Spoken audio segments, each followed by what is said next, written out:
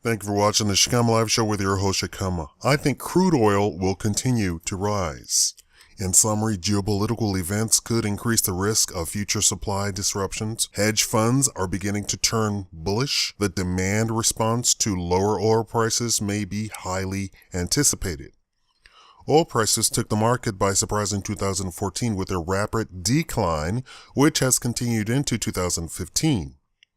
Falling oil prices affect the profitability of oil companies such as Chesapeake Energy, Concho Resources, ExxonMobil, BP, and PetroChina.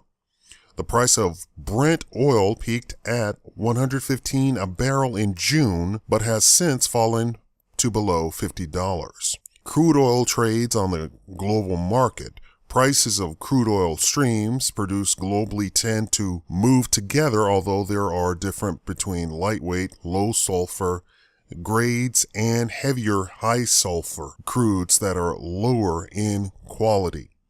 The cause of the oil prices decline is a decreasing demand due to the recent slowdown in global economic growth and the U.S. being less reliant on oil due to fracking. The primary determinant of oil prices is demand, and a drop in demand generates heavy decline in price action. On the supply side, OPEC has announced that there will be no cut in supply. The figure below shows the demand as a percent of supply was generally increased until about September 2007 and has been generally decreasing since then. Notably, the weak demand since early 2014 is entirely the expression of a trend that has been in the works for more than 7 years. Only time will tell whether or not this is suitable over the long term, as the oil prices in most countries is below the cost of production. A low oil price will continue to suppress inflation globally and will benefit those countries that are net importers,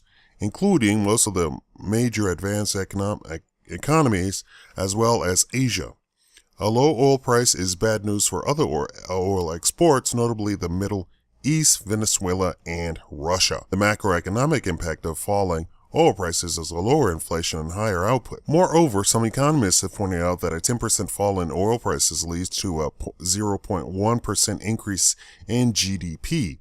Oil prices and inflation are often seen as being connected via a cause and effect relationship.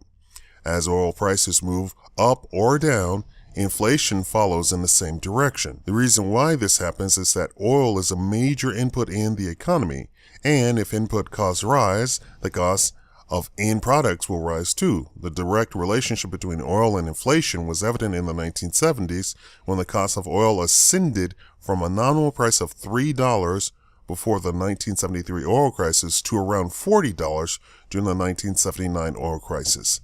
This caused the consumer price index, a key measure of inflation, to more than double from 41.2 in early 1972 to 86.3 by the end of 1980. The main result suggests that oil prices have permanent effects on inflation.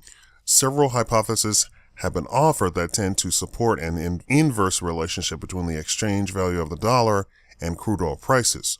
One of which is that because oil benchmarks are traditionally priced in US dollars, a depreciation of the dollar decreases the effective price of oil outside the United States. Despite these many possible explanations of falling oil prices, the actual correlation between oil prices and exchange rates has not been stable over time and was close to zero for more than half of the last decade. Geopolitical and economic events.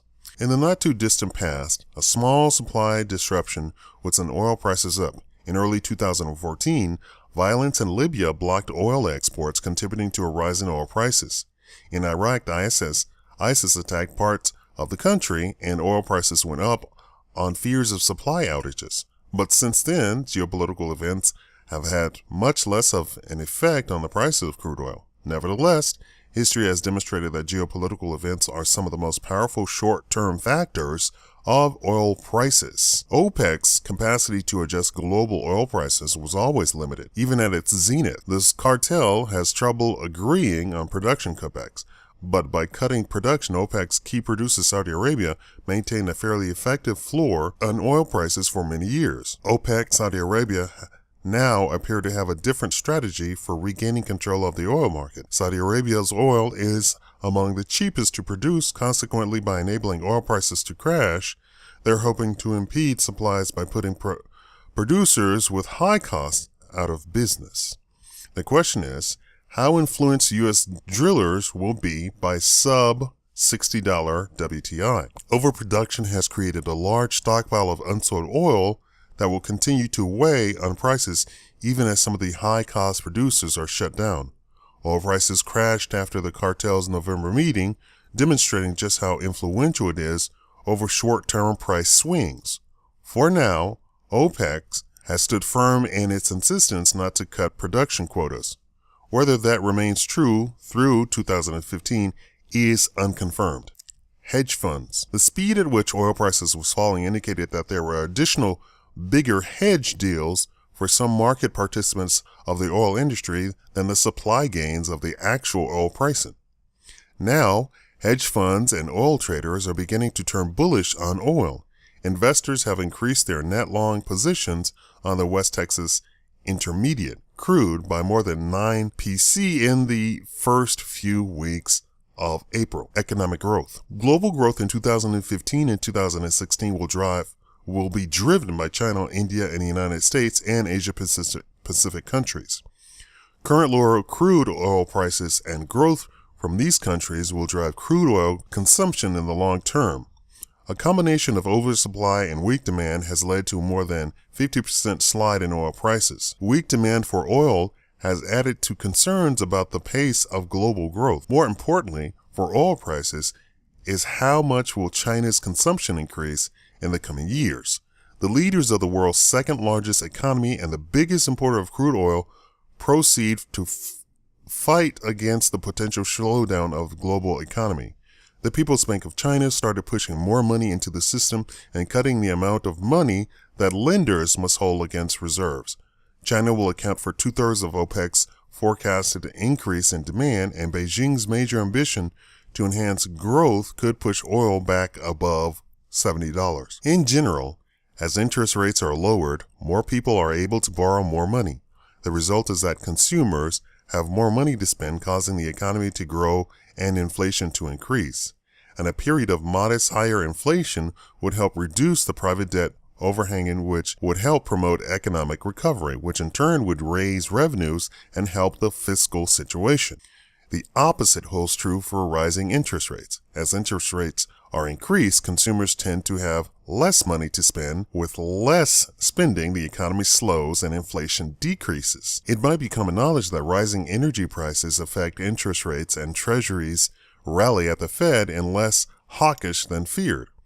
Given that total global debt levels are now at an all-time high and growing, these have become more fragile to small technical moves in interest rates. It comes into view as trends in the oil prices and interest rates are increased reciprocal. The recent rebound in the oil price occurred before the U.S. 10-year Treasury moved higher. Actually, it may have seen a technical point of view that the oil price action and interest rates are in a reciprocal relation. The argument for more volatile and higher oil prices are not difficult. If the Fed tightens, then there is less liquidity and less credit available, and stock markets fail. Less liquidity means that GDP growth will be lower because credit growth, the hidden driven of GDP growth, declines in treasuries as well as commodities increase. The debt leverage total debt to GDP ratio in the 1980s was much lower, which made the economy more resilient to high interest rates. Moreover, the U.S. dollar was the world's dominant reserve currency without a relation to the euro and yuan, which enabled the U.S. economy to administer a trade deficit and continue to grow. The progress in oil pricing antedated the increase in the interest rates. In addition, low interest rates and low oil prices reduced capital expenditure for costly oil, easy debt service, and stimulated the credit debt expansion, which helps prompt oil demand, which with time brings the oil price up. Thank you for watching the Shikama Live Show.